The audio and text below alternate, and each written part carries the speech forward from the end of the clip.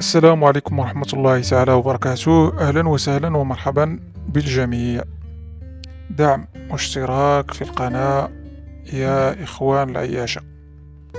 مرحبا بكل عياشي وعياشية إلى هذه القناة المتواضعة الصغيرة.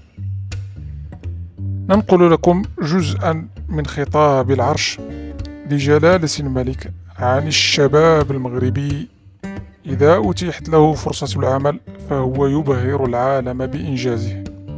ثم أعطى مثالا بالمنتخب المغربي وما حققه من إنجاز عالمي كروي وأخلاقي في قطر.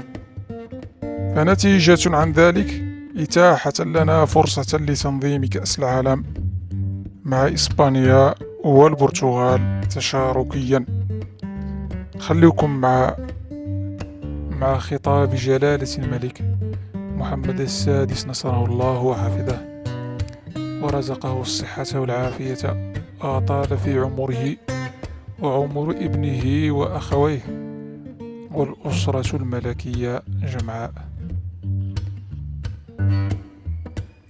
فالشباب المغربي متى توفرت له الظروف وتسلح بالجد وبروح الوطنية دائما ما يبهر العالم بإنجازات كبيرة وغير مسبوقة كتلك التي حققها المنتخب الوطني في كأس العالم. فقد قدم أبناؤنا بشهادة الجميع وطنيا ودوليا أجمل صورة حب الوطن